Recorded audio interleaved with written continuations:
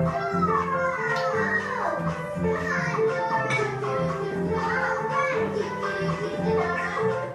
morning, Daddy. Good morning, Mommy. Good morning, friends.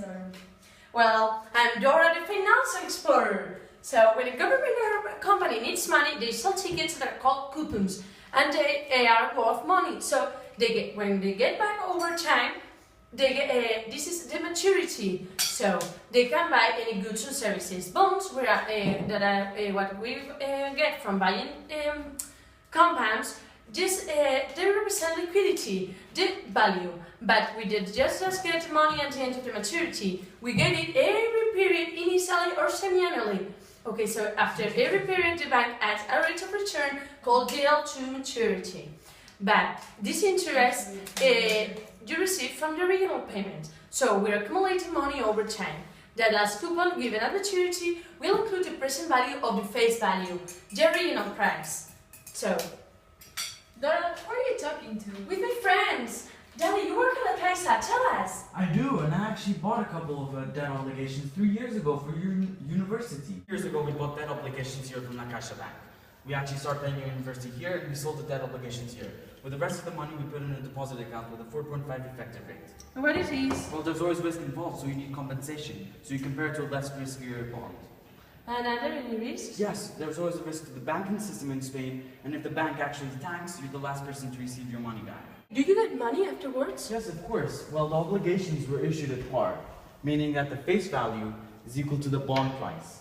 We can also say that the coupon rate is equal to yield to maturity, Hey, remember, friends? which is 8%. However, we only have 4% here. That's because it's semi-annual, meaning that it's 8% divided by 2.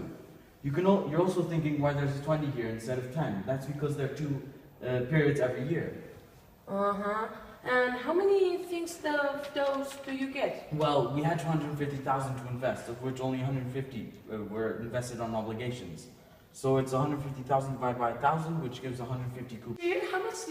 How much money did you get? Well, we have 150 coupons and 40 euros per coupon, so we multiplied both of them, giving 6,000.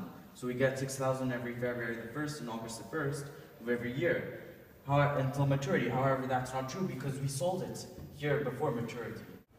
Honey, I'm going to show you how much money we spent. The nominal rate is 4.55%. This is what we invest in the first place, and this is what we got in the bank semi-annually. As you can see, the fees are growing because of the 2% inflation, and the coupons are constant because it's a constant payment. Then this is the interest we got from the bank. The fee we have to pay is 0.05%, so this is the amount we got out of the bank. This is what we receive for selling the coupons. Here, the RRR is less than the YTM of the obligation and it was issued at par. It was also sold at premium, meaning that the price was higher than the face value. Therefore, we had this amount of money to buy the Swiss Alps apartment. Here we can see the compound annual growth rate on the 250,000 over the 3 years was 4.93. Did you got it, Dora? Dora?